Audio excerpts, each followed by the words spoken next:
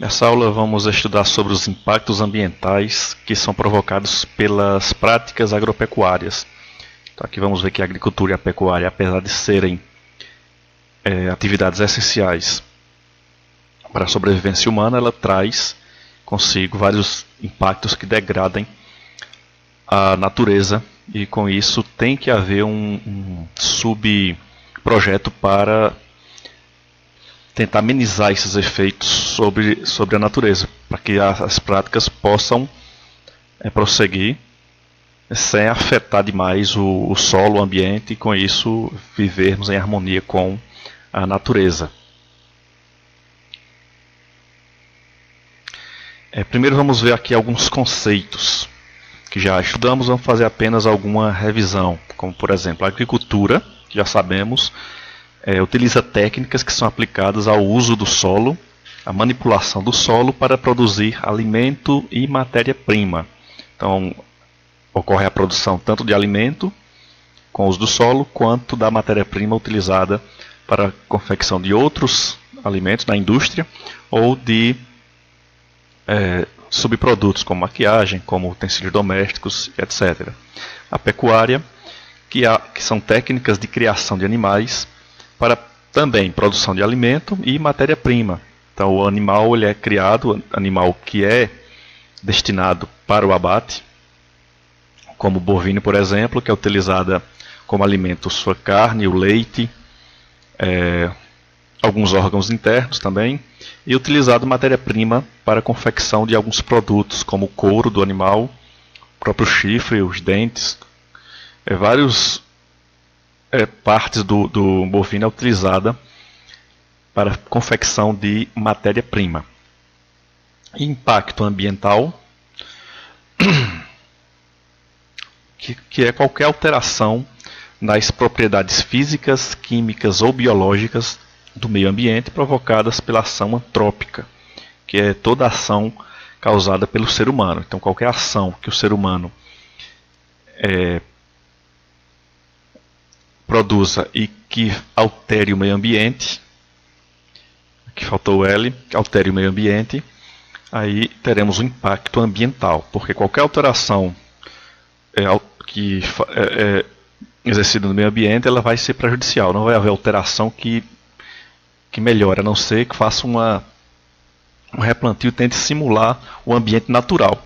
Mas quando você altera, então ali causa algum impacto.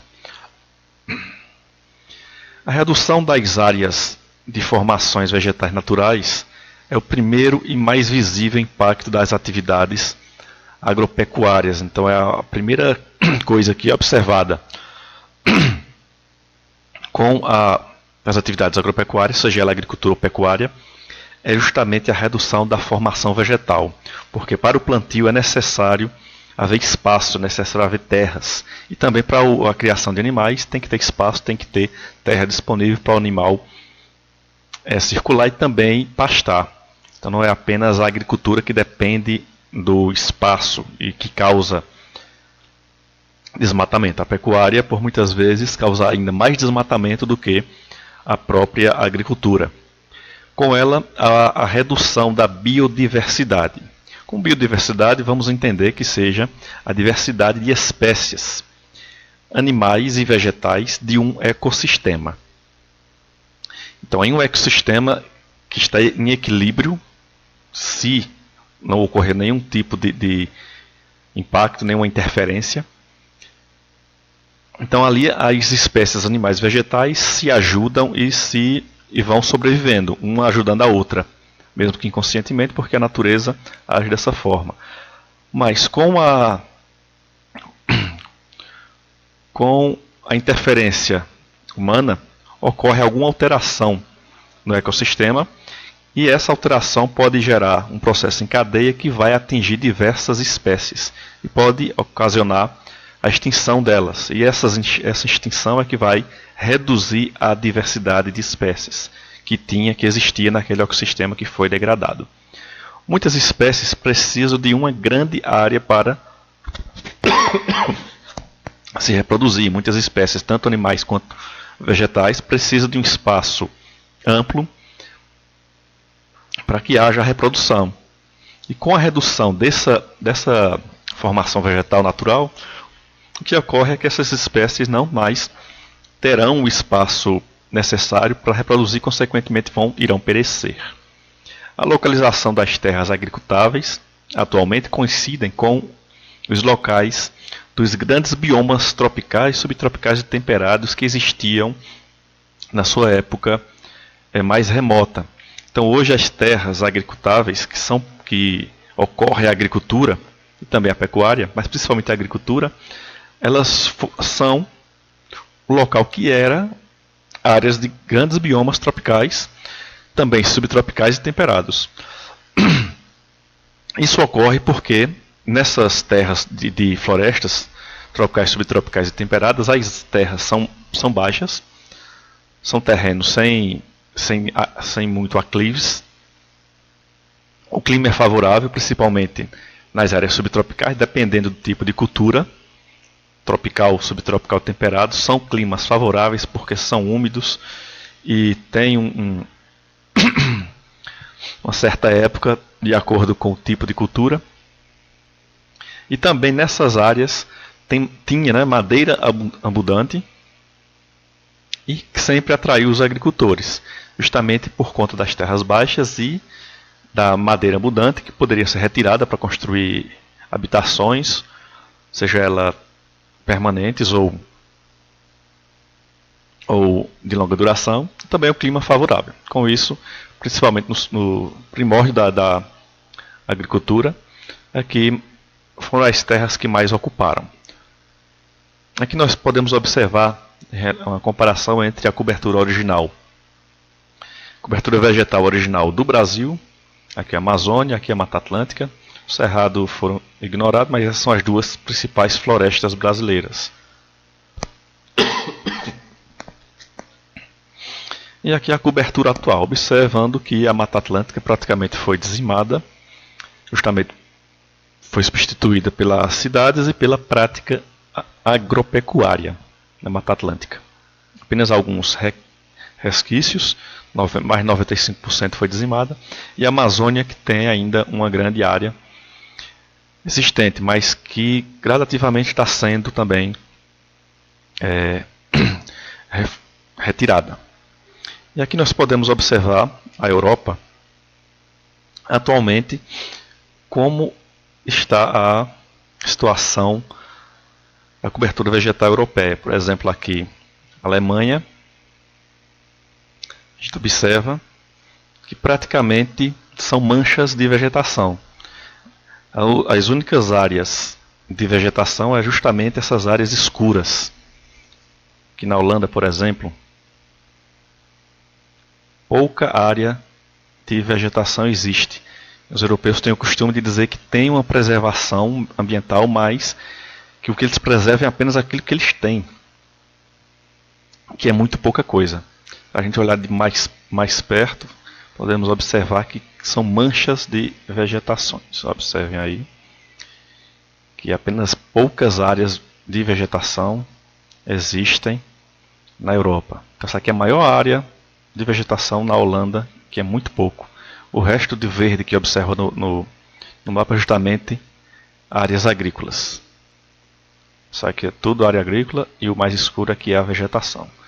Então a área mais florestada da Holanda é essa daqui. Veja que é muito pouco. Na Alemanha, podemos observar essa, que é uma reserva muito pequena também. Observe aí que fica algumas cidades no meio dela. Veja aqui as áreas de mata, algumas partes replantadas, reflorestadas, aqui, como a gente observa aqui. Houve reflorestamento. E a maioria das áreas também reflorestada de pinheiros. E a maioria dessa área mais clara, que é justamente a área de ou que não tem mais vegetação alguma, aqui apenas algumas árvores dispersas, ou são áreas agrícolas. Veja que é uma área muito pequena. Se comparado ao Brasil, por exemplo,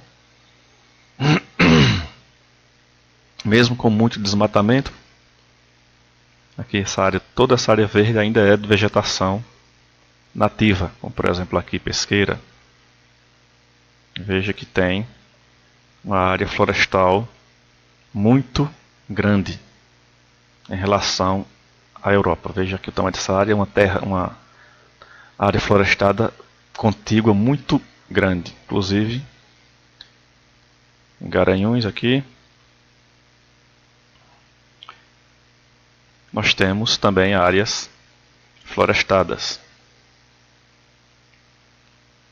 que é justamente o Cristo, e as áreas de floresta que ainda existem na nossa cidade, algumas áreas de agricultura,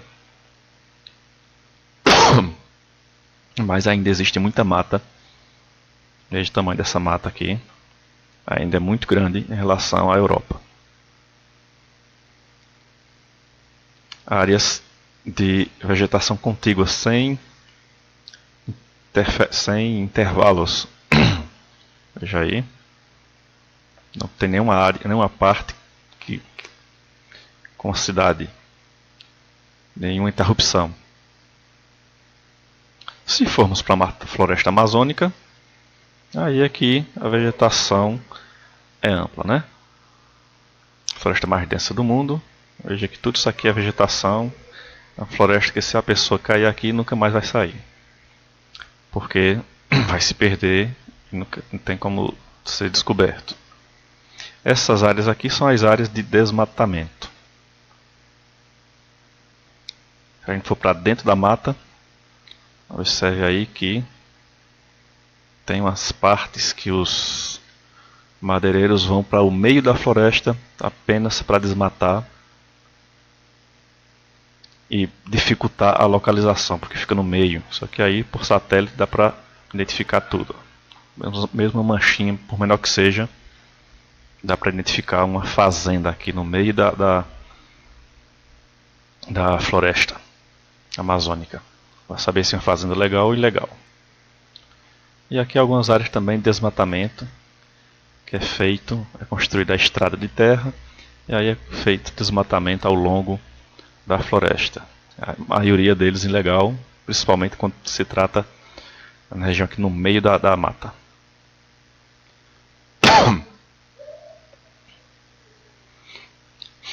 Então, um dos principais problemas causados pela agropecuária é justamente a degradação do solo. O solo é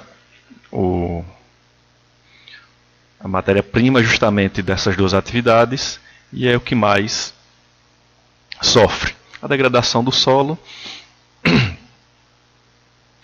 o processo de perda da qualidade, de sua qualidade.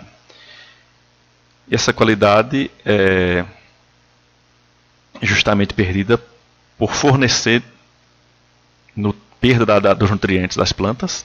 As perdas dos nutrientes, as plantas vão ficar sem nutrientes. Perde a propriedade de filtrar as águas para os lençóis freáticos, a água se acumula no solo, e aí o solo absorve, é filtrado até chegar aos lençóis de águas subterrâneos. E a degradação do solo é causada principalmente pela erosão, pela compactação do solo, pela desertificação, salinização e acidificação. Salinização é o aumento da salinidade do solo e a acidificação é o aumento da acidez.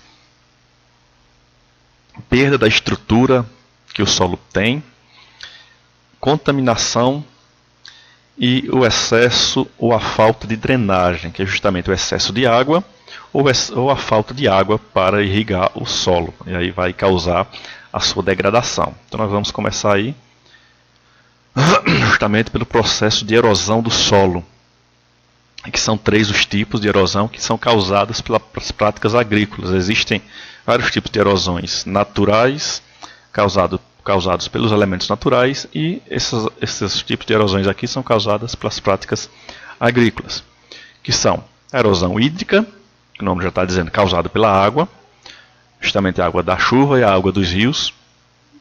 A erosão eólica, que é causada pelo vento. Tem a erosão eólica natural, mas tem a erosão eólica em consequência das atividades agropecuárias. E a erosão química, que muitas vezes se interliga com a erosão hídrica. Na verdade, elas são muito interligadas, esses três tipos de erosão. Aí vamos começar pela erosão hídrica, que tem os sedimentos e a matéria orgânica que são levados pelas chuvas e rios.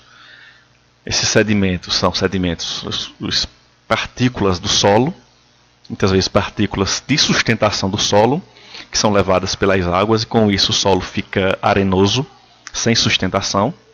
E também a matéria orgânica, que é essencial para a fertilidade do solo. Então, o solo é tirado da cobertura vegetal, o solo fica desprotegido, consequentemente a chuva tende, através da enxurrada, levar a matéria orgânica e levar os sedimentos morro abaixo, assim como os rios, que tem a retirada da vegetação, principalmente nas margens dos rios. Quando ele sobe de nível, aí não tem aquela vegetação que protege o solo, então o rio vai levar os sedimentos e também a matéria orgânica. É um processo natural. A erosão hídrica ocorre normalmente, porém, como a agropecuária tem essa prática de retirar a vegetação para o plantio, e mesmo com o processo de plantio das suas culturas, esses plantios são culturas com raízes pouco profundas, não têm a capacidade de reter a água e impedir a enxurrada da chuva e também favorecer a infiltração da água e, consequentemente, causa a erosão hídrica. Ocorre principalmente em regiões de clima úmido, que chove muito, e também de solo arenoso, pois facilita aí a retirada das partículas que fixam o solo. Como aqui, por exemplo, toda a água que foi erodida pela água da chuva, todo o solo que foi erodido pela água da chuva, o solo sem sustentação nenhuma, e é um solo argiloso, mas a água retirou as partículas, e aqui não tem vegetação com raízes profundas, consequentemente não dá sustentação ao solo. Então a água provoca a abertura aí desses buracos que chamam-se de vossorocas. São crateras abertas pela água da chuva. Aqui mais um exemplo de solo que foi retirado os nutrientes, retirado as partículas, fica sem sustentação e as raízes são rasas, não têm a capacidade de sustentar o solo e ocorre a erosão hídrica. Veja que aqui é uma área de plantio e como as as culturas agrícolas têm raízes rasas, como a gente pode ver aqui, consequentemente não dá sustentação ao solo, facilitando aí a erosão hídrica.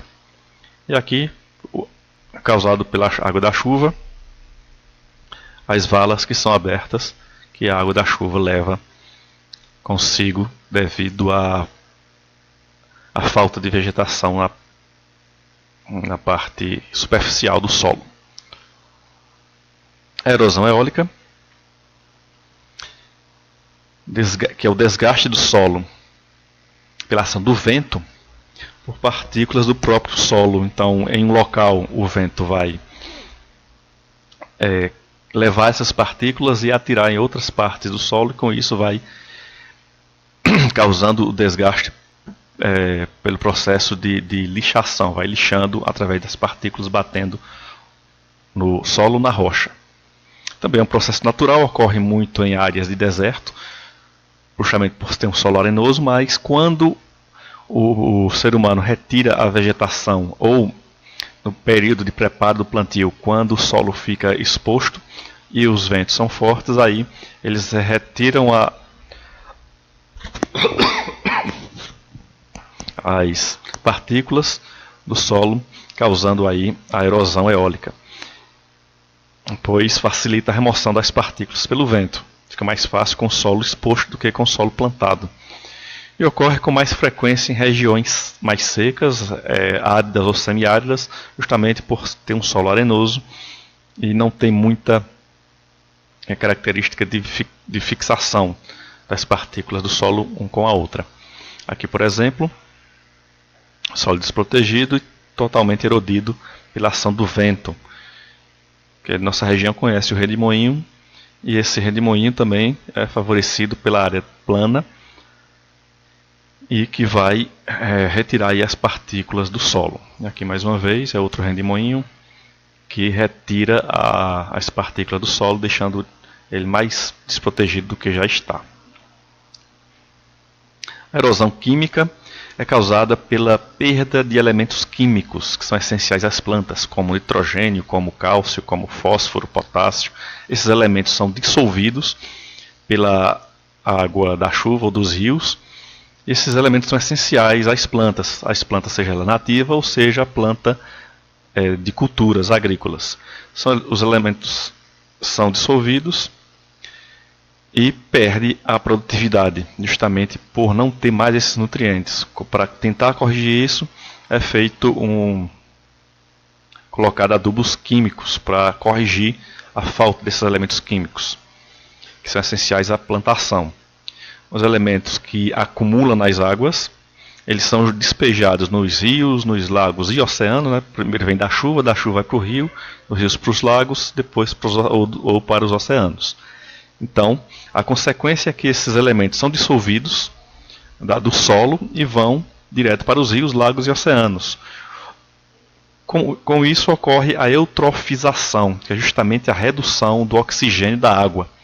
A água sem oxigenação ou desoxigenada, ela reduz a sua biodiversidade, ela não dá possibilidade à existência da fauna, tanto marinha como a fauna fluvial, justamente por falta de oxigênio. Os peixes necessitam de muito oxigênio na água, e a falta de oxigênio na água vai favorecer o surgimento de bactérias e algas que vão de certa forma contaminar a água, e aí vai ficar uma água sem vida, sem nenhum tipo de vida de peixes no caso. Também é muito frequente em áreas que tem erosão hídrica, ela é muito ligada, a erosão química é muito ligada à erosão hídrica, por depender justamente das águas da chuva e do rio. Como o processo de agropecuária, retirar da vegetação, tanto na pecuária para fazer pastagem ou para o gado circular, e na agricultura, retirar da vegetação para o plantio. E com a chuva e com a cheia dos rios, ele retira esses nutrientes químicos e aí leva esses nutrientes químicos para os rios através da chuva. O próprio rio também já leva uma parte. O rio fica com um excesso de elementos químicos, reduz a oxigenação e com isso vai matar os peixes. Esse processo é chamado de eutrofização. Aqui nós temos exemplo, a água fica esverdeada justamente pelo acúmulo de bactérias e algas. Essas bactérias são bactérias que não precisam de oxigênio para sobreviver, bactérias anaeróbicas. Aqui é o mar, uma praia que foi causada a antropização, justamente trazido pelos rios, esses elementos químicos. E a água ficou esverdeada não porque ela é verde, mas sim por excesso de bactérias e algas, o que ocasiona a falta de peixes aqui. E aqui um rio, um açude, que também está sem nenhuma condição de sobrevivência de peixes. A compactação do solo é mais um processo de degradação causado pelas atividades agropecuárias, que além do processo erosivo tem a compactação, que é degradação física, onde a camada mais superficial do solo é compactada. Com isso, a camada superficial fica mais fragilizada, perde a sua espessura e dificulta a existência da vegetação. E ocorre devido ao uso intensivo de máquinas agrícolas, porque as máquinas são pesadas e vai passando no solo constantemente, causando a sua compactação pelo peso, mas também pelo pisoteio do gado de determinada região. Vai pisoteando e vai compactando aos poucos aquela área, principalmente em grandes áreas de criação. Com isso, dificulta a infiltração da água no solo, porque o solo está compactado, ele não tem mais porosidade e então o solo não vai agir como uma esponja, atraindo a água, e vai dificultar essa infiltração e aumenta o escoamento da água, causando a erosão hídrica. A compactação do solo também está ligada à erosão hídrica, reduzindo a oxigenação e as atividades biológicas nas camadas mais profundas do solo, e com isso vai reduzir a sua capacidade de plantio, vai reduzir a sua... Meu Deus.